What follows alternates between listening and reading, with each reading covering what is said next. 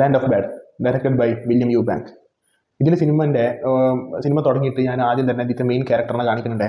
അപ്പോൾ ഇതിങ്ങനെ നോക്കിയപ്പോൾ ക്രിസ് ഹെംസ്വർത്തിന് അതേ മോശമായ ഇത് ആദ്യത്തെ ഷോട്ടിൽ തന്നെ കാണിക്കുമ്പോൾ പെട്ടെന്ന് എൻ്റെ മനസ്സിൽ എന്താ ക്രിസ് ഹെംസ്വർത്തിൻ്റെ സിനിമയാണോ എന്നുള്ള ഒരു ഇതിലാണ് ഇരുന്നത്. അങ്ങനെ ക്രിസ് ഹെംസ്വർത്തിൻ്റെ സിനിമ പെട്ടെന്ന് കണ്ടപ്പോൾ അങ്ങനെ വിചാരിച്ചു. അപ്പോൾ അതിൽ പിന്നെ ഡയലോഗ് പറച്ചിൽ തുടങ്ങി. ഇതിൻ്റെ ആക്ടർ ഡയലോഗ് പറഞ്ഞു തുടങ്ങിയപ്പോൾ ക്രിസ് ഹെംസ്വർത്തിന് അതേ വർത്താനം. അത് മൊത്തത്തിലല്ല അവിടെയും ഇവിടെയൊക്കെ ക്രിസ് ഹെംസ്വർത്തിൻ്റെ ഒരു ടോൺ വന്നപ്പോൾ എനിക്കൊരു സംശയം തോന്നി. അടിച്ചു നോക്കി. അങ്ങനെ അടിച്ചു നോക്കി ആരാണ് ആക്ടർ. അപ്പോഴാണ് കാര്യം മനസ്സിലായത്. ഇതിൽ അഭിനയിച്ചിട്ടുള്ളത് ക്രിസ് ഹെംസ്വർത്തിൻ്റെ അനിയനാണ്, ല്യൂക്ക് ഹെംസ്വർത്ത്. ല്യൂക്ക് ഹെംസ്വർത്താണ് ഈ സിനിമത്തെ മെയിൻ റോൾ.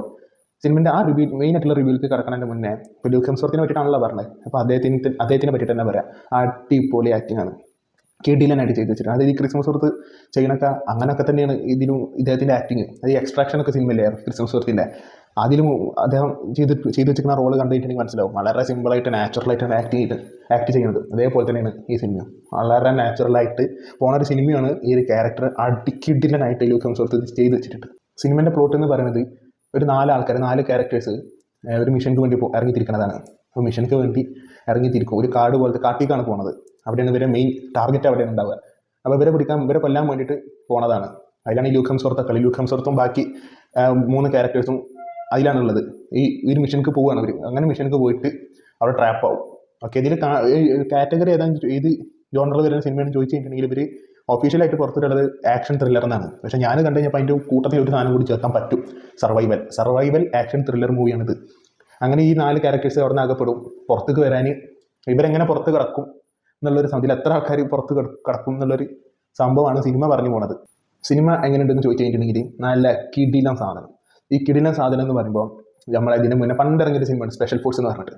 സ്പെഷ്യൽ ഫോഴ്സ്, അതേപോലെ തന്നെ പിന്നെ ക്രിസ് ഹെംസ്വർത്തിൻ്റെ തന്നെ എക്സ്ട്രാക്ഷൻ, ഇങ്ങനത്തെ മൂവീസ് ഇഷ്ടപ്പെട്ടിട്ടുള്ള ആൾക്കാർക്ക് ഡെഫിനറ്റ്ലി ഈ ഒരു സിനിമ ഇഷ്ടപ്പെടും.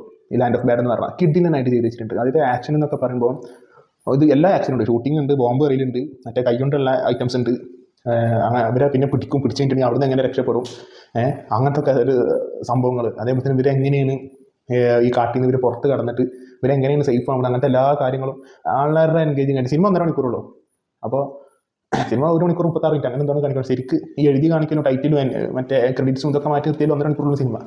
നല്ല എൻഗേജിങ് ആയിട്ട് വൃത്തിക്ക് എടുത്ത് വെച്ചിട്ട് സിനിമ. Also under rated. ഇതിനെ പറ്റിയിട്ട് ഒരു അധികം റിവ്യൂസ് ഒന്നും യൂട്യൂബേഴ്സ് ചെയ്തിട്ടില്ല എന്ന് തോന്നുന്നത്. എന്തുകൊണ്ട് ചെയ്തില്ല എന്നുള്ള. അപ്പം കുറേ സിനിമകൾ കാണുന്ന ആൾക്കാർ ചിലപ്പോൾ കണ്ടിട്ടുണ്ടാവില്ല, അതുകൊണ്ട് ഇതിൻ്റെ റിവ്യൂസ് ഒന്നും വരാത്തത്. പക്ഷേ ഇതിൻ്റെ ഒരു പോസ്റ്റർ കണ്ടപ്പോൾ ഞാൻ എടുത്തി പോയി കണ്ടതാണ് ഈ സിനിമ സത്യത്തിൽ. And it was totally Worth it. അതിൽ ഇതൊന്നുമില്ല, ലാഗ് എന്ന് പറഞ്ഞ സാധനം എവിടെയും ഫീൽ ചെയ്തിട്ടില്ല.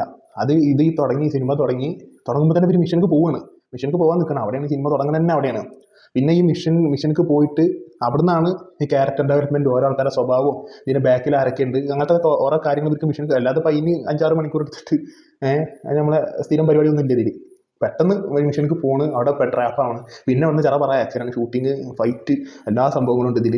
പിന്നെ ട്വിസ്റ്റ് ഉണ്ട്. ത്രില്ലിംഗ് എന്ന് വെച്ചിട്ടുണ്ടെങ്കിൽ ഇമാതിരി ത്രില്ലിംഗ് സാധനം. ത്രില്ലിംഗ് എന്ന് പറയുന്ന സമയത്ത് നമ്മൾ എന്താ പറയുക, ഇതുവരെ കാണാത്ത അങ്ങനെ ഇരിക്കുന്ന ത്രില്ലിംഗ് മൊമെൻറ്റ്സ് എല്ലാം ഉള്ളത്. പ്രഡിക്റ്റബിൾ ആണ് സിനിമ മൊത്തത്തിൽ. എനിക്ക് പ്രഡിക്റ്റബിൾ ആയിരുന്നു. അത് ഞാനിങ്ങനെ കാണുന്നുണ്ടാവും, മിക്കവാറും ഇങ്ങനെ സംഭവിക്കില്ല, ഇത് മിക്കവാറും ഇങ്ങനെ വരും, അല്ലെങ്കിൽ ഈ ക്യാരക്ടർ ചിലപ്പം വരുന്നുണ്ടാവും. അങ്ങനത്തെ ഒക്കെ ഒരു ചിന്ത ഈ ഒരു സിനിമയിൽ നമ്മളിങ്ങനെ കാണുമ്പോൾ നമ്മൾ സ്വാഭാവികമായിട്ട് നമ്മുടെ മനസ്സിൽ വരുന്ന പ്രഡിക്ഷനൊക്കെ ഉണ്ട്. അതാണ് പ്രഡിക്റ്റബിൾ ആയിട്ടാണ് സിനിമ പോകുന്നുണ്ടെങ്കിലും സിനിമനെ അതൊരു രീതിയിലും ബാധിക്കണില്ല. മനസ്സിലായില്ല? അത് നമുക്കറിയാം. ഇപ്പോൾ ല്യൂക്ക് ഹെംസ്വർത്ത് ഇതിലുണ്ടെന്നുണ്ടെങ്കിൽ അദ്ദേഹം എന്തായാലും രക്ഷപ്പെടും എന്നുള്ളത് നമുക്കറിയാം. അതേപോലെ തന്നെ പക്ഷേ എങ്ങനെ രക്ഷപ്പെടണം എന്നുള്ളതിൽ ഒരു സംഭവമുണ്ട്. അതുപോലെ തന്നെ ക്ലൈമാക്സിനോടൊക്കെ നമുക്ക് അപ്പോഴും അറിയാം. ക്ലൈമാക്സിനോട് എടുക്കുമ്പോൾ ഒരു ഇൻസിഡൻറ്റ് നടക്കുമ്പോൾ മിക്കവാറും ഇത് സംഭവിക്കാൻ പോകുന്നില്ല എന്നുള്ളത് നമുക്ക് അറിയുന്നുണ്ടെന്നുണ്ടെങ്കിലും മിക്ക ആൾക്കാർക്കും അത് കാണുമ്പോൾ തന്നെ അതോ സ്വാഭാവികമായിട്ട് നമ്മൾ പ്രൊഡിക്റ്റ് ചെയ്യും. പക്ഷെ അതൊന്നും സിനിമ കണ്ടു കഴിഞ്ഞപ്പോൾ അതൊന്നും ഒരു നെഗറ്റീവായിട്ട് തോന്നിയില്ല. അത് നമുക്ക് അറിയുന്നുണ്ടെന്നുണ്ടെങ്കിലും അത് ത്രില്ലിംഗ് ആയിട്ടാണ് നമുക്ക് തോന്നുന്നത്. അതായത് നമുക്കറിയാം ഇന്ന സംഭവമാണ് സംഭവിക്കാൻ പോകുന്നത് അറിയുന്നുണ്ടെന്നുണ്ടെങ്കിലും വളരെ ത്രില്ലിംഗ് ആയിട്ട് തന്നെയാണ് ആ സീനൊക്കെ കടന്നു പോകുന്നത്. എസ്പെഷ്യലി ഇതിൻ്റെ ക്ലൈമാക്സിനൊക്കെ കിടിലൻ സാധനം എന്ന് വെച്ചിട്ടുണ്ടെങ്കിൽ സംഭവം ഉണ്ട്. ഒരു ബോംബിടാൻ വരുന്ന ഒരു സീനൊക്കെ ഉണ്ട് ഏറ്റവും ക്ലൈമാക്സിൽ. അടിപൊളി സംഭവമാണ്. ജസ്റ്റ് മിസ്സ് നമ്മൾ തന്നെ മനസ്സന്നെ പറയും. അതേപോലെ തന്നെ ഇതിൻ്റെ ഞാൻ പറഞ്ഞില്ല മേക്കിങ്, ഇതിൻ്റെ ഡയറക്ഷനൊക്കെ കിടിലനായിട്ടാണ് ചെയ്ത് വെച്ചിട്ടുള്ളത് കേട്ടോ. അങ്ങനെ ഫുള്ള് പേടിപ്പെടുത്തുന്ന സംഭവങ്ങളാണ്. വെറും ആക്ഷൻ എന്നുള്ളതല്ല. നമുക്കൊരു ആക്ഷൻ സിനിമ എടുക്കണം, വലിയ 2 തോക്കെടുത്ത് വീട്ടിൽ നമുക്ക് 2 വണ്ടി ആൾക്കാരെ കൊടുത്തിട്ട് പൊട്ടിപ്പിക്കുന്ന സാധനം എന്നല്ല. അടിപൊളി സ്ക്രിപ്റ്റ് ഉണ്ട്, നല്ല നൈസായിട്ട് പോകുന്നൊരു സ്റ്റോറി, നൈസായിട്ട് പോകുന്നൊരു ആക്ഷനൊക്കെ കിടിലനായിട്ട് ചെയ്ത് വെച്ചിട്ടുണ്ട്. അതേപോലെ തന്നെ ഇതിൻ്റെ വിഷ്വൽസ് എന്ന് പറഞ്ഞ സമയത്ത് അറിയാലോ കാട്ടിലുള്ള അവിടെ വലിയ വിഷ്വൽ ട്രീറ്റ് ഒന്നും എടുക്കാൻ പറ്റില്ല. കാട്ടിലൊക്കെ ഇങ്ങനെ ട്രാപ്പ് ആയിട്ടുണ്ടെന്നുണ്ടെങ്കിൽ വളരെ സ്വാഭാവികമായിട്ട് സംഭവിക്കുന്ന സംഭവങ്ങളൊക്കെ തന്നെയാണ് ഇതിൽ കാണിക്കുന്നത്. അതിൽ നൈറ്റ് രാത്രിയിൽ ലൂക്ക് ഹെംസ്വർത്ത് രക്ഷപ്പെടാൻ നോക്കുമ്പോൾ അവിടുന്ന് വരുന്ന കുറച്ച് ആക്ഷൻ ഉണ്ട്. എന്നിട്ട് അങ്ങനെ ലൂക്ക് ഹെംസ്വർത്ത് ഇതൊക്കെ വിളിക്കും. ഇത് സ്പോയിലർ ഒന്നല്ല കേട്ടോ, ഇത് സ്പോയിലർ ഒന്നല്ല ഞാൻ പറയുന്നത്. അതേപോലെ തന്നെ എയർ സ്ട്രൈക്ക് ഒക്കെ വരുന്ന സമയത്തൊക്കെ അങ്ങനെ ഓരോ സംഭവങ്ങൾ അടിപൊളിയായിട്ട് എയർ സ്ട്രൈക്ക് ഒക്കെ കിട്ടില്ലനായിട്ടാണ്. നമുക്കൊക്കെ അതോ പേടിയാവും ഇത് കാണുമ്പോൾ മനസ്സിലാവും. എന്തായാലും ഈ അടുത്ത കാലത്ത് കണ്ടില്ല one of the best Hollywood movie തന്നെയാണ് ലാൻഡ് ഓഫ് ബാഡ് എന്ന് പറയുന്നത്. സോ ഇതൊക്കെയാണ് സിനിമ. അല്ലാതെ വെറുതെ ത്രില്ലിംഗ് എന്ന് പറഞ്ഞാൽ ആൾക്കാരെ ഇതാക്കണ സാധനമല്ല ത്രില്ലിങ്. ഇതാണ് ത്രില്ലിങ്, ഇതാണ് സർവൈവൽ. ഇത് ഒരു ലാഗും ഇല്ലാതെ പോണ സാധനമാണിത്.